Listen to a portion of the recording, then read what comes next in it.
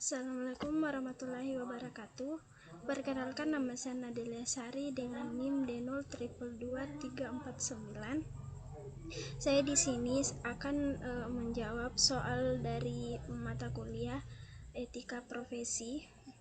Di sini dapat dilihat studi kasus itu Fadil, usia 33 tahun, sudah 8 tahun bekerja di pabrik ban di Jawa Barat sebagai akuntan. Saudaranya merencanakan membuka pabrik yang sama di Sumatera dan ingin menarik Fadil untuk jabatan direktur keuangan.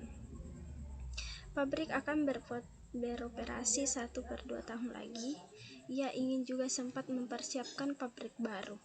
Sesudah menerima tawaran ini, Fadil dengan sengaja mengurangi disiplin kerja sampai suatu tingkatan yang cukup mengkhawatirkan pimpinannya. Ia sering datang terlambat dan pulang sebelum jam kerja selesai. Kadang-kadang sama sekali tidak masuk kerja tanpa memberitahukan alasannya. Sudah beberapa kali ia tidak mengikuti rapat antar bagian, juga tidak menyelesaikan laporan bulanan yang lalu. Ia mengharapkan akan dipecat supaya mendapatkan pesangon yang cukup besar, sementara menunggu pabrik di Sumatera selesai dan ekonomi keluarganya tidak terbengkalai. Langsung saja kita ke soal nomor 1. Bagaimana hubungan antara disiplin kerja, tanggung jawab, akuntan, dan moral? Jelaskan dalam ilmu lain yang juga membicarakan tingkah laku manusia. Baik, di sini saya mendapat referensi dari pengaruh etos kerja, gairah kerja, dan disiplin kerja terhadap kinerja karyawan PT BRI Cabang Tahuna, yaitu oleh Maureen Bewele dan Joudle Sepang. Di situ terdapat disiplin kerja adalah kesadaran dan kesediaan seseorang menaati semua peraturan perusahaan dan norma-norma sosial yang berlaku pada perusahaan tersebut. Dengan disiplin kerja, karyawan dapat lebih bertanggung jawab terhadap tugasnya sehingga bisa mendapatkan kinerja yang lebih baik yang membangun produktivitas karyawan tersebut. Dan disiplin kerja harusnya dibangun dari sedini mungkin, dari dini.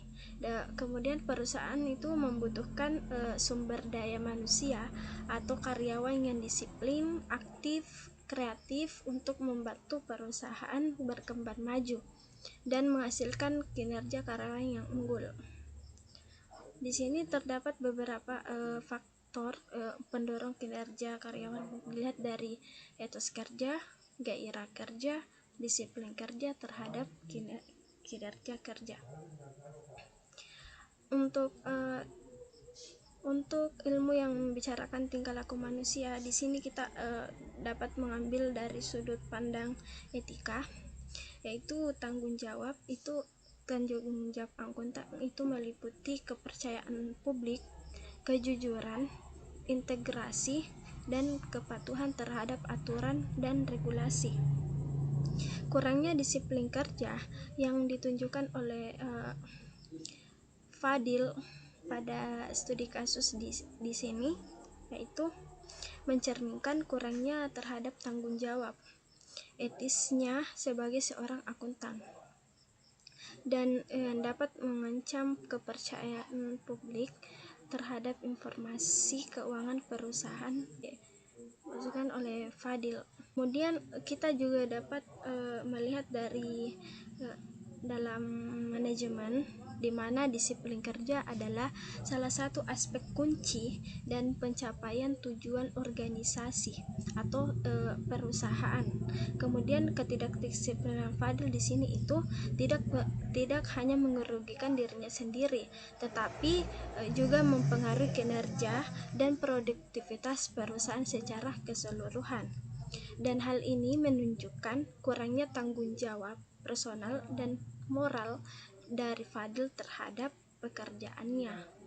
Di sini eh, dapat disimpulkan hubungan antara disiplin kerja, tanggung jawab akuntan dan moral itu sangat berkaitan karena sudah dibahas tadi ya. Untuk disiplin kerja itu merupakan aspek pencapaian dari tujuan berorganisasi atau pekerjaan dalam perusahaan, dan di sini juga akan mempengaruhi tanggung jawab seseorang dan moralnya. Baik, kita langsung saja ke soal nomor 2. Apakah yang menjadi kekhususan dalam kecakapan profesional dan terbengkalainya kerja akuntansi yang merupakan tugas dan tanggung jawab Fadil? Di sini saya mendapat referensi dari hubungan pemberian reward dan punishment dengan kinerja pada BPRS Harta Insan Karimah, yaitu oleh Eni Nurmiati. Di situ terdapat suatu pembahasan di mana menurut Wahyudi kemajuan dari seorang pegawai pada suatu tugas yang lebih baik, terutama dari pandangan sudut tanggung jawab, kecakapan lebih besar, dan di prestasi atau status yang lebih tinggi, serta tambahan upah atau gaji. Promosi berarti kenaikan jabatan, seperti kekuasaan dan tanggung jawab seseorang jadi lebih tinggi atau lebih besar dari sebelumnya.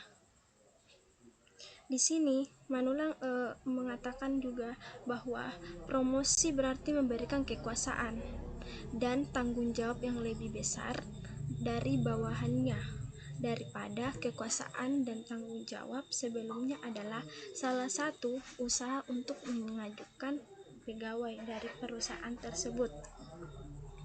Untuk keterbengkalaian kerja akuntansi yang dilakukan oleh Fadil itu, di sini dapat 3 faktor kemungkinan untuk keterbengkalainya, yakni yang pertama yaitu biasanya ketidakakuratan laporan keuangan yang dapat menyebabkan kesalahan dalam pengambilan keputusan perusahaan. Yang kedua yaitu potensi resiko hukum dan keuangan karena pelanggaran terhadap standar akuntansi atau peraturan dari perpajakan.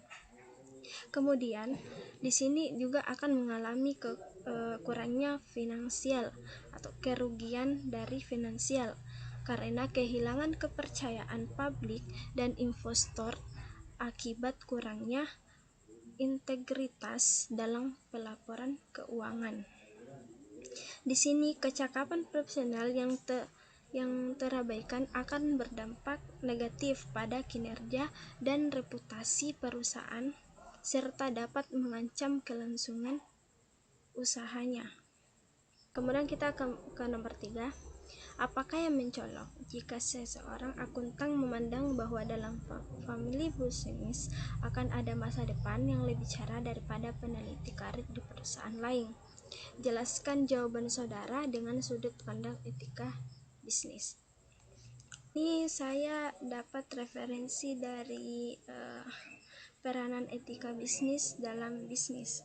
Di sini menurut saya pentingnya untuk pertimbangan apakah keputusan untuk bergantung dengan family bisnis didasari oleh keinginan untuk memperoleh keuntungan pribadi seperti pesangon yang besar dalam kasus Fadil di atas, atau didasarkan pada komitmen terhadap keberlanjutan dan nilai-nilai perusahaan serta kontribusi yang dapat diberikan. Ini dapat referensi dari peranan etika bisnis dalam bisnis.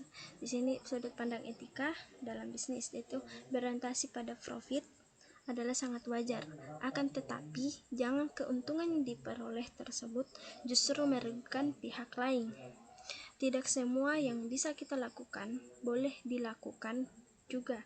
Kita harus menghormati kepentingan dan hak orang lain. Pantas diperhatikan bahwa dengan itu sendiri tidak dirugikan, karena menghormati kepentingan dan hak orang lain itu juga perlu lakukan dengan demi kepentingan bisnis kita sendiri. Untuk dari sudut pandang ekonomi, di sini itu bisnis adanya interaksi antara produsen atau perusahaan dengan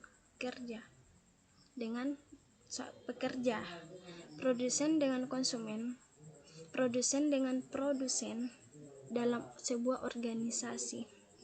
Kegiatan antara manusia ini adalah bertujuan untuk mencari keuntungan. Oleh karena itu, menjadi yang dinamakan kegiatan ekonomis. Di sini juga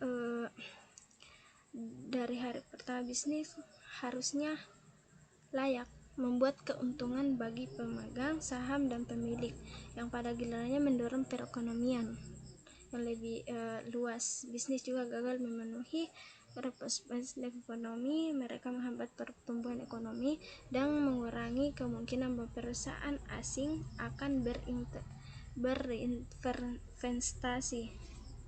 berinvestasi. Dan dapat juga dilihat dari sudut pandang hukum, bisa dipastikan bahwa kegiatan bisnis juga terkaitkan dengan hukum. Hukum dagang atau hukum bisnis sama saja ya, yang merupakan cabang penting dari ilmu hukum modern. Di sini seperti etika, hukum juga sangat merupakan sudut pandang normatif.